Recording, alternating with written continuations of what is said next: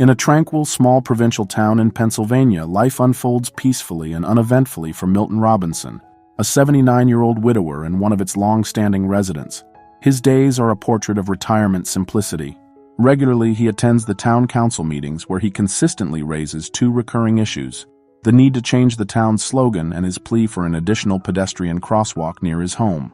One warm summer morning, after presenting his customary proposals to the town council, Milton heads back to his modest abode. He fills his day with routine chores, enjoys a quiet dinner, and retires to bed early. His morning ritual includes tending to his meals and feeding the birds that visit. The only interruption in his daily routine is the monthly visit from his adult daughter Denise, who helps him with his bills. His elder son Tim lives far away and seldom calls. After their business dealings, Denise stumbles upon a jar of peas in the restroom, which raises concerns about her father's well-being. Even though Milton reassures her that he's fine, Denise suggests he visit a neurologist for a checkup. After all, his age and forgetfulness could be signs of impending dementia. To this, Milton vehemently objects and refuses to see any doctors. Denise leaves for work, leaving her father to his beloved detective shows and a solitary dinner. One night he is startled by a commotion in his backyard. Rushing outside, he is met with an astonishing sight. A flying saucer has landed awkwardly in his yard. Milton immediately dials the rescue service, but they dismiss his call, thinking it's a joke. Undeterred, he attempts to contact Denise, but she remains unreachable. An uneasy night follows, and Milton's thoughts oscillate between the bizarre encounter in his yard and the missing support of his daughter. The next day, Milton continues with his routine, attending the town council meeting and voicing his familiar concerns about the town's slogan and the pedestrian crosswalk. That night, strange sounds emanate from his backyard once more. This time he ventures out and discovers an injured extraterrestrial being on his patio. Once again he tries to reach Denise, but all his efforts are in vain. Frustration and anxiety mount as he leaves a voicemail and waits for her call. The following morning, Milton, true to his routine, attends the town council meeting, little aware of the extraordinary events unfolding in his quiet life. Sandy, an enthusiastic member of the community, presents her new project aimed at connecting with the town's youth. She's adorned the town with posters, hoping to draw in young minds eager for stories and advice. Sandy eagerly anticipates becoming a part of the lives of any lonely young individuals in need of companionship. When it's Milton's turn to speak, he starts with his usual topics, the town's motto and the crosswalk. However, he surprises everyone by recounting the tale of the UFO that damaged his flowers and bird feeder. Regrettably, his account is met with skepticism, dismissed as the musings of an elderly man. Two dynamic retirees, Sandy and Joyce, counsel Milton to refrain from broaching the topic at future meetings, fearing it might detract from the credibility of other suggestions made by elderly residents. Sandy kindly offers to give Milton a ride home, assuring him of her proximity and readiness to help whenever needed.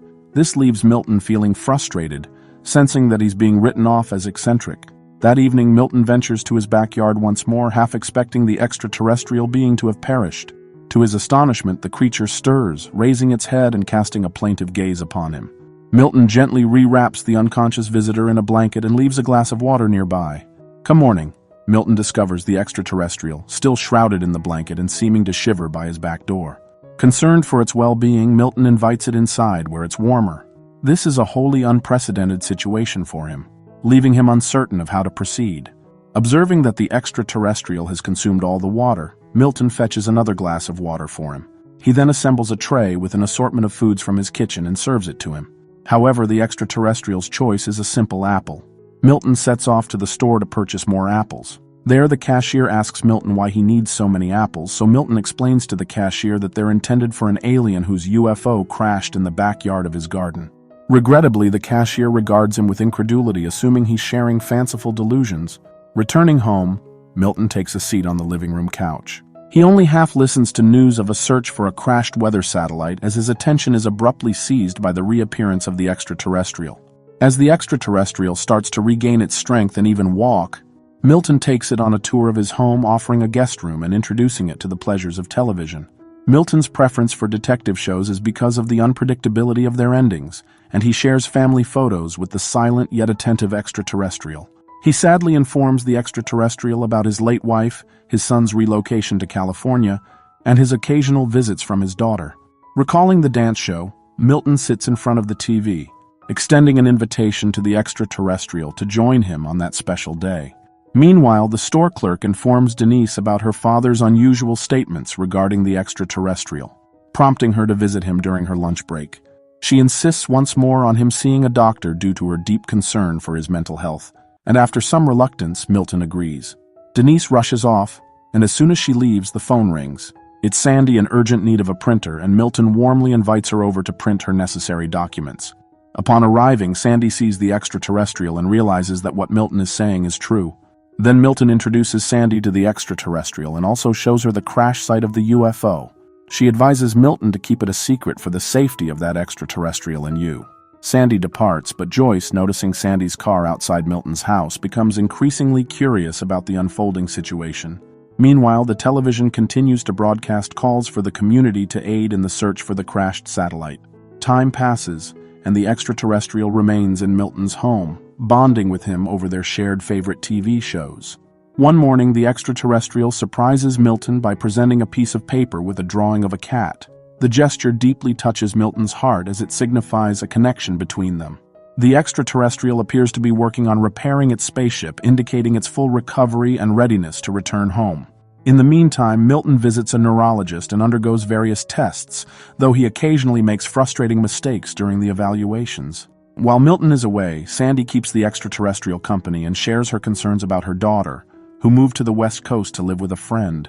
She expresses her deep sadness about her daughter's lack of visits and the absence of her only grandchild in her life. Upon learning about Milton's forgetfulness and his tales of extraterrestrials, the doctor becomes concerned about his deteriorating mental abilities. The doctor suggests considering outside assistance for Milton, such as a nurse, which greatly upsets him.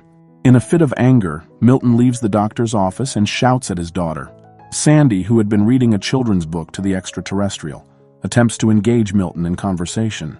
Still, he retreats to his room in frustration.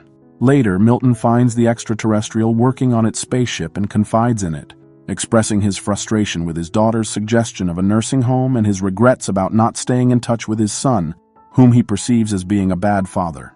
The extraterrestrial listens intently to Milton's heartfelt words and sets aside its tools. Milton decides to leave a voicemail for his son, sharing details about his life and Denise's concerns, hoping to rekindle their connection. The next day, Sandy brings a t-shirt for the extraterrestrial, believing it must be uncomfortable to be naked. She suggests naming it Jules, despite Milton's initial irritation with what he considers a trivial suggestion. Eventually, he agrees with his friend's idea. Meanwhile, Joyce, upon learning about the government's offer of a reward for information about the crashed satellite, goes to Milton's house and peers through the window, spotting the extraterrestrial. Now, she is also privy to Milton's secret and suggests naming the extraterrestrial Harry. Sandy recommends that Milton acknowledge the fact that Joyce is joining their group, even though he's initially frustrated by her curiosity. She shares pictures of cats that Jules has drawn for Milton, and Joyce speculates that Jules might be trying to communicate something through the drawings since they are all cats. However, Milton remains skeptical. In the broader context, the government receives numerous calls about various anomalies and peculiar sightings. One day, a woman complains about a man who spends hours staring at his rocket in the yard, prompting FBI agents to visit the given address. To their surprise, they find a homemade rocket and a happy man next to it. Simultaneously, Joyce visits Milton to spend time with the extraterrestrial. Joyce and Sandy both give t-shirts to the extraterrestrial and offer them apples, expressing their warmth and care toward their newfound friend. During this time, Sandy receives a call from a young man who expressed interest in her posters. He visits her house and the cheerful Sandy invites him for tea. While Joyce engages in a conversation with the extraterrestrial about her life in the big city, including her experiences performing in concerts due to her singing talent, Sandy converses with their guest. Joyce suggests singing for the extraterrestrial, and as she begins to do so, the young man asks for permission to use Sandy's restroom. However, when she follows him upstairs, she discovers him attempting to steal her jewelry. A confrontation ensues, and when Sandy threatens to call the police, the man attacks her and tries to strangle her. In this critical moment, the extraterrestrial has a vision of the events. It uses its telepathic abilities to make the man's head explode. This unexpected turn of events raises suspicions at the FBI, who are conducting the search for the crashed spaceship. They are puzzled by the inexplicable incident. Meanwhile, responding to police questions, Sandy suddenly realizes who saved her from a certain death. Filled with gratitude and tears, she rushes to Milton's house, where she hugs Jules and tearfully thanks him for saving her life. The group of retirees discusses the potential danger posed by the extraterrestrial. Still, it ultimately concludes that it appears to be only a threat to those with malicious intentions. In the FBI camp, agents grapple with their inability to comprehend how and why the criminal's head could have burst. They decide to keep an eye on Sandy due to her connection to the bizarre events. On this day, Denise encounters the elderly folks at the store and brings up the topic of the apples Milton bought. However, Milton skillfully avoids the conversation. Later, the group convenes for lunch at Milton's house, and Sandy notices a strange smell. When they investigate, they discover a dead cat that Jules seemingly brought there. Connecting the dots, the retirees realize that the extraterrestrial needs cats for some reason. Now there are only 6 left, whereas there were 7 in the picture. Milton calls Denise, hoping to find out where she disposes of the deceased cats at her clinic, which thoroughly frightens her. Receiving no clear answer, Milton and Sandy decide to drive around the streets of the town, as cats often meet their unfortunate fate under car wheels, seeking answers and possibly trying to prevent further harm to the local feline population. As Milton and Sandy continue their quest to find the missing cats, they engage in conversation, with Sandy sharing her experiences of being left alone due to her husband's illness. She attempts to provide solace by reminding him that life must go on. However, Milton abruptly requests that she stop the car, and this action catches the attention of the FBI agents who have been surveilling the situation. The elderly couple loads a deceased cat into the trunk of the car, attracting the curiosity of the agents. On that day, they find 2 more cats, and Joyce promises to locate the remaining one. Simultaneously, the FBI agents eavesdrop on the private conversations of Milton's close ones, hearing Denise discussing her father's eccentric behavior with her brother. As Joyce returns with 3 more cats she found in different parts of the town, they realize only one is missing.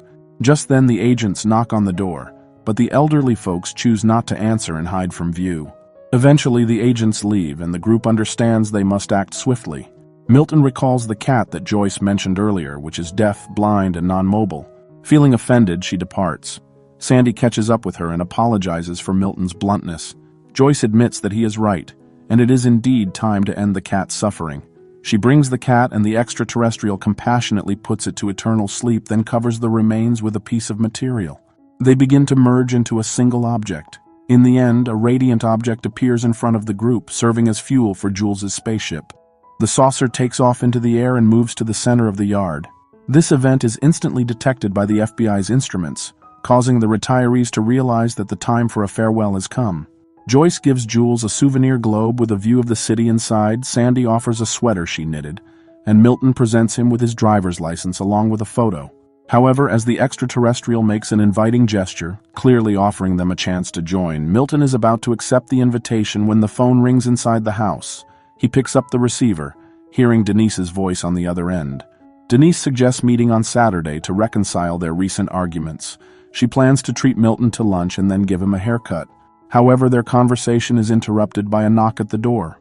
Milton rushes into the yard, and the FBI agents can only witness the departing saucer, where 3 Earthlings have chosen to join at the last moment. The spaceship lands not far from the town to safely disembark the elderly retirees, bidding them a peaceful farewell.